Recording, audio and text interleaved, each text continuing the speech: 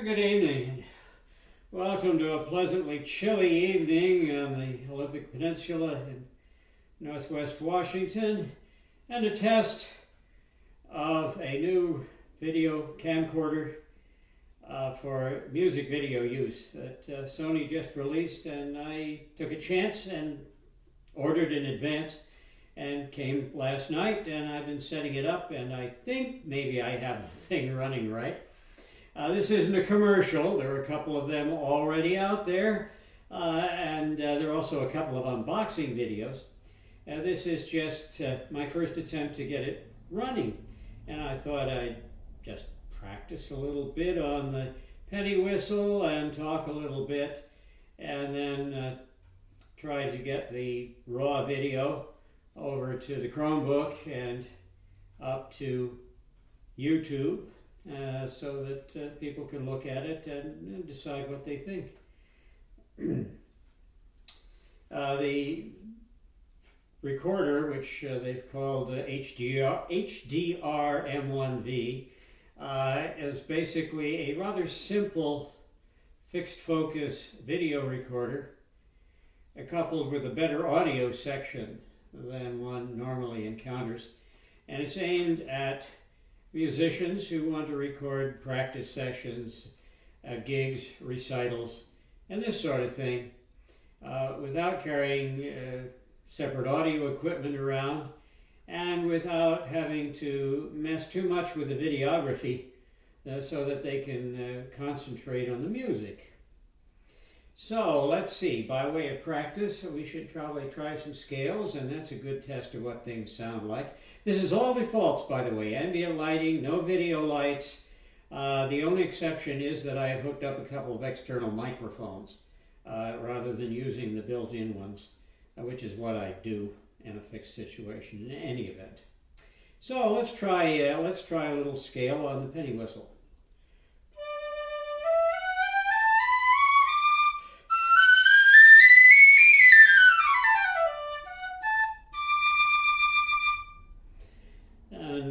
Being an ethnic instrument, maybe we should do some modal scales when we practice. So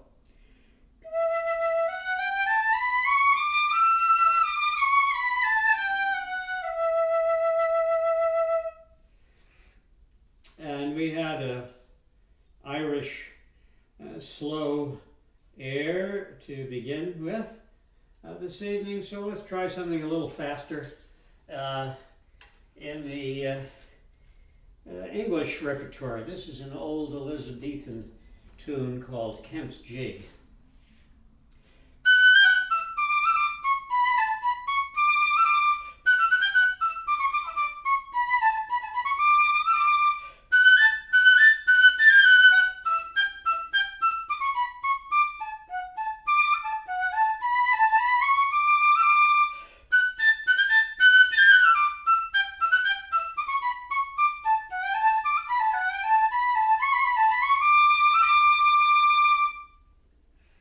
So there you have it, or at least the treble of it. I suppose I should have invited a bass player so we could get a little idea what the other end of the register sounds like, but some other time. One thing that occurred to me was that some people might, who knows, might want to use this recorder for recording gigs in not so well lit corners of pubs and other parts of the world. And it's not really advertised as a low light recorder. It does have a dim light function, which I think is turned on because there was a little candle on the screen. And so for a grand finale, I'm going to exit stage right, turn into a techie, and turn out the lights one switch at a time while we enjoy the nice little fire here. And we'll see just how well the recorder does on low light performance.